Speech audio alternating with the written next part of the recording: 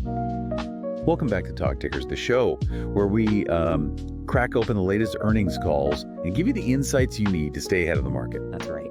Today, we're diving deep into PepsiCo's Q4 2024 performance. It's a company with fingers in so many pies. Oh, yeah. From your favorite salty snacks to those refreshing beverages you reach for on a hot day. So let's see how they're navigating this current economic landscape and what they're signaling for the future. For sure. So first, let's give everyone a quick snapshot of their overall performance. Okay, so PepsiCo wrapped up the year with an 8.5% increase in organic revenue. Wow. Which is pretty impressive.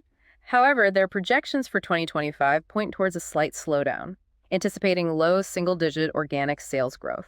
Okay. In terms of earnings per share, they landed at $7.53 for the full year, a solid 9% jump compared to the previous year. So growth is in the picture, but it might not be as robust as analysts were hoping for.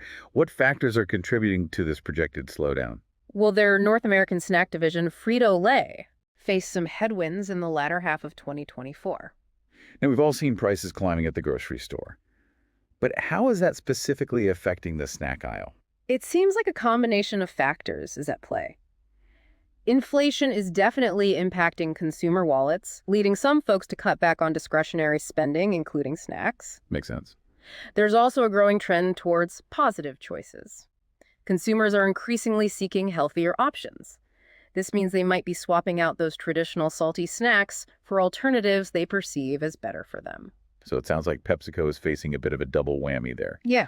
So how are they responding to these challenges? Did they outline any specific strategies in the earnings call? Absolutely. They're taking a multi-pronged approach. Okay. First, they're focusing on value, ensuring their products remain accessible across a range of budgets. Okay. We're talking new packaging sizes like those smaller, more affordable bags of Lay's you mentioned, as well as multi-pack promotions designed to offer more bang for your buck. Right. Especially for those beloved Doritos. Smart move. It makes sense to cater to those who are tightening their belts without alienating your core customer base.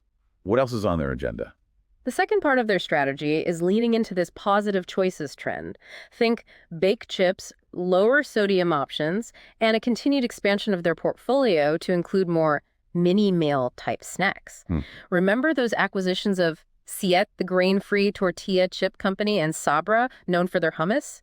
Those moves align perfectly with this strategy. Right. So they're not just offering healthier alternatives within their existing brands. Right. They're actively acquiring companies that already have a strong foothold in those better-for-you categories. So it's a two-pronged approach: internal innovation and strategic acquisitions. Exactly. And finally, they're looking beyond the traditional grocery store to capture growth in what they call the away-from-home segment. Okay. This encompasses places like convenience stores, gas stations, workplaces, stadiums, and even vending machines. Essentially anywhere people are grabbing a quick bite on the go. So they're thinking about those impulse purchases, those moments when you're out and about and need a quick snack or drink. That's a sizable market they're tapping into. Absolutely. Now let's shift gears and talk about the other half of their empire, Beverages. From chicks to sips. Right. Yeah. What's the state of their beverage business? While their snack division faces some hurdles, their beverage business is showing signs of strength. Margins are steadily improving, and they're aiming for a mid-teens operating margin in this segment. Okay. They achieved a 13.5% operating margin this quarter, Wow. exceeding initial targets. Nice. Cost-saving measures, particularly in their North American bottling operations, are playing a key role here. So they're becoming more efficient on the operational side, which is good news for their bottom line. But what about their top-line growth? How are they planning to increase sales and revenue in the beverage segment? Their focus for 2025 is on accelerating top-line growth, and they've outlined several strategies to achieve this. First, just like with their snack division, they're implementing strategic pricing and packaging adjustments. Okay, so fine-tuning those levers to find that sweet spot where they can maintain profitability without deterring price-sensitive consumers. Exactly. In addition to pricing and packaging, they're doubling down on innovation. They're expanding their zero-sugar portfolio. Okay. Think new and exciting flavors of bubbly sparkling water, and they're tapping into the growing functional hydration market with a new line of Gatorade infused with electrolytes and vitamins. Of course, they're not neglecting their core products like teas and coffees. Right. They understand the importance of staying relevant in those categories as well. So it's a balancing act, catering to evolving consumer preferences while still nurturing those tried-and-true classics that built their brand.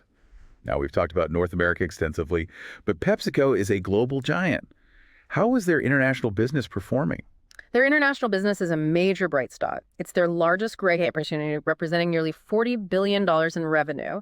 Their CEO, Ramon Laguarta, highlighted the strong momentum in developing markets like India and China, where their investments in local manufacturing and distribution are clearly paying off.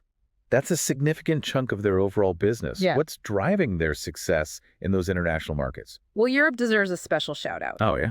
They've managed to increase sales volume even as pricing has stabilized, which indicates strong and genuine consumer demand.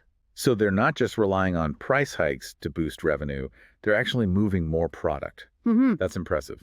What's their secret sauce?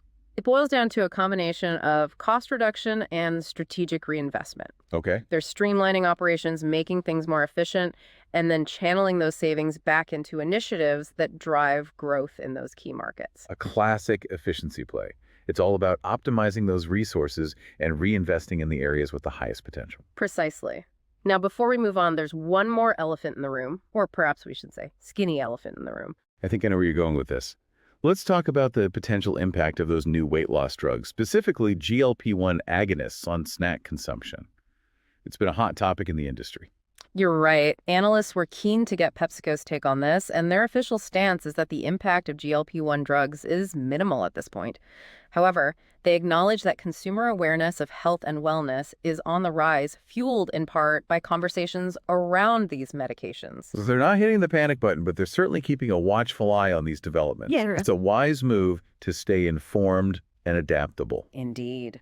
All right, let's wrap up this section with their long-term growth outlook. What are they saying about the future? They remain committed to their long-term organic sales growth target of 4% to 6%. Okay. They're banking on continued international growth as a key driver, and they anticipate that the North American business will pick up steam as their strategic adjustments take hold. They also emphasize their dedication to converting that top-line growth into high single-digit earnings per share growth. If their track record over the past 5 years is any indication, they've consistently exceeded those targets. So there are certainly challenges on the horizon, but they're approaching them strategically and with a healthy dose of optimism. All right, before we dive into a deeper analysis of their individual segments, I think it's time for our favorite segment. Here we go. This is not financial advice. Buckle up. Let's have some fun here. We've talked about PepsiCo's push into mini meals, their focus on healthier options, and their commitment to international growth. What if they combine all these trends into one bold move? I'm intrigued. Come on. What if they launched a line of ready-to-eat meal kits specifically for the global market? Now that's an interesting idea. Tell me more. Picture this pre-portioned ingredients, PepsiCo-branded sauces and seasonings, maybe even a QR code that links to a recipe video featuring a celebrity chef from that specific region. I'm already sold. Imagine the possibilities. They could tailor these kits to different cuisines and dietary preferences. Imagine a Taste of Thailand kit with all the fixings for a delicious pad thai. Or a Mediterranean fiesta kit featuring hummus pita bread and a flavorful Greek salad. And for the health-conscious consumer, a plant-powered protein bowl packed with quinoa lentils and roasted veggies. Exactly. It's like Blue Apron meets PepsiCo's global flavor expertise. They could leverage their existing distribution networks to get these kits into grocery stores worldwide. And let's not forget the marketing potential. Imagine Messi promoting a Taste of Argentina kit during the World Cup. Okay, maybe we're getting a little carried away, but who knows? This could be a game changer for PepsiCo. They've proven they're not afraid to innovate and think outside the box. True enough, they did just reorganize to integrate snacks and beverages more closely in the U.S. All right, let's take a breather from our wild speculation and get back to reality. And that wraps up our initial overview of PepsiCo's Q4 2024 earnings call. We covered a lot of ground today, from snack trends to global expansion to those ambitious growth plans. Coming up after the break, we'll delve deeper into their individual segments and unpack some of the key takeaways that you, our savvy listeners, need to know. Stay tuned. Welcome back to Talk Tickers. Before the break, we discussed PepsiCo's overall performance and some of the key challenges and opportunities they face. Right. Now let's roll up our sleeves and dive into a more granular analysis of their individual segments. First up, let's revisit that snack slowdown we talked about. Right. What are the specific factors at play within the Frito-Lay North America division? Sure. So the slowdown in Frito-Lay's growth isn't happening in a vacuum. It reflects a broader trend within the salty snack category as a whole. Okay. Inflation is a major factor impacting consumer wallets and leading some to prioritize essentials over discretionary snacks. It's a classic trading down scenario, right? Right. Consumers might not completely ditch their favorite chips, but they might opt for cheaper alternatives or buy in smaller quantities. Exactly. And it's not just about price sensitivity. This positive choices trend we mentioned is also playing a significant role. Consumers are becoming more health conscious, and they're seeking snacks that align with their wellness goals. This could mean choosing baked over fried options, opting for lower sodium varieties, or exploring entirely new snack categories. So how is Frito-Lay specifically adapting to these evolving consumer preferences? They've got iconic brands like Lay's, Doritos, and Cheetos. Yeah. How do you pivot those stalwarts towards a more health-conscious market? Well, they're tackling this on several fronts. First, they're expanding their range of healthier options within those core brands. Okay. We're talking about introducing more baked varieties, exploring lower sodium formulations, and experimenting with new ingredients that might appeal to health-conscious consumers. So it's about evolving those classic brands to meet the demands of a changing market. But they're also going beyond internal innovation, right? They're making strategic acquisitions to bolster their portfolio. Absolutely. Right. The acquisitions of Siete and Sabra are prime examples. Siete brings those grain-free tortilla chips to the table, catering to the growing gluten-free market, while Sabra offers a range of hummus products positioning PepsiCo more firmly in the better-for-you snacking space. It's a smart strategy. They're not just trying to retrofit their existing brands. Right. They're bringing in new players that already have a foothold in these emerging categories. Yeah. Right. And they're not stopping there. They're also exploring new snack formats that go beyond the traditional bag of chips. Think about the mini meals concept we discussed earlier. They're experimenting with single-serve portions, snack packs with a mix of savory and sweet options, and even dipping sauces that elevate the snacking experience. So they're essentially blurring the lines between traditional snacking and those mini meals or snackable meals that are gaining popularity. It's about recognizing that snacking isn't just about mindless munching anymore. It can be a more intentional and even nutritious part of someone's diet. Precisely. And this ties into their efforts to capture that away-from-home market. Imagine those mini meals or snack packs strategically placed in convenience stores, vending machines, or even office break rooms. Right. They're tapping into those moments when people need a quick, convenient, and hopefully satisfying bite. It's about being present in those micro moments throughout the day, those little pockets of time where people need a pick-me-up or a quick energy boost. All right, let's shift gears to their beverage business. We touched on their impressive margin performance earlier. What specific actions are they taking to achieve those mid-teen margins? Their margin improvement is a result of a multifaceted approach. Pricing is one lever they're using strategically. We've seen them implement price increases across various beverage categories to offset rising input costs. Of course, it's a delicate balancing act. Raise prices too high and you risk alienating consumers. But keep them too low and you erode your profitability. So what else are they doing besides adjusting prices?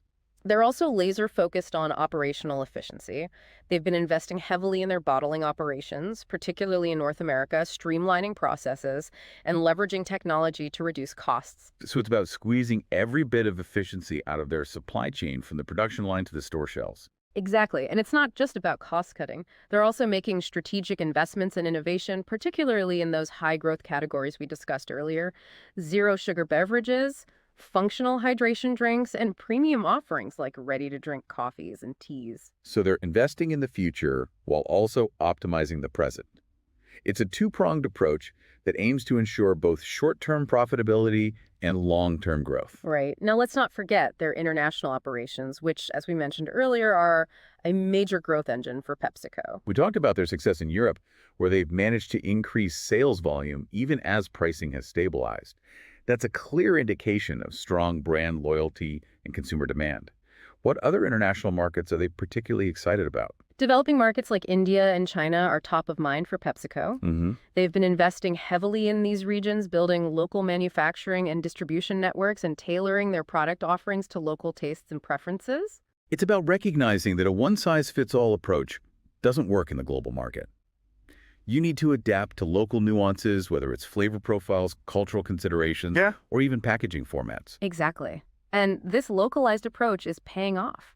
They're seeing robust growth in these emerging markets, which helps offset some of the challenges they face in more mature markets like North America. So it's a global balancing act. They're navigating mature markets that require innovation and adaptation while simultaneously tapping into the immense potential of developing markets. That's a great way to put it. And this brings us back to their long-term growth outlook. They're sticking to their guns with that 4% to 6% organic sales growth target, and they see international expansion as a key driver. It's ambitious, Mm. but given their track record and their strategic investments, it's certainly within the realm of possibility. Now, before we wrap up, there's one more topic I want to touch on. We discussed the potential impact of GLP-1 drugs on snack consumption earlier. It's still early days, but what are your thoughts on how this might play out in the long run? It's definitely a trend worth watching. While PepsiCo downplayed the immediate impact of these medications, they acknowledged the growing consumer awareness of health and wellness, Right. whether it's driven by GLP-1 drugs or simply a broader cultural shift. People are becoming more mindful of what they eat and drink. So how does a company like PepsiCo, known for its indulgent snacks and sugary drinks, navigate this evolving landscape? Is it even possible to reconcile their existing portfolio with this trend towards healthier choices? It's a challenge, no doubt, but they're not standing still. We've already discussed their efforts to offer healthier options within their core brands, as well as their strategic acquisitions in the better-for-you space. The question is, will these efforts be enough to offset any potential decline in demand for their more traditional products? It's a question that only time will answer. Yeah. But one thing's for sure, PepsiCo is aware of the shifting tides, and they're taking steps to adapt. All right, before we jump into our final thoughts, I think it's time for a quick dose of speculation, or this is not financial advice segment. Okay, let's hear it. What wild idea do you have for us today? Okay, we've talked about mini meals, international expansion, and the growing focus on health and wellness.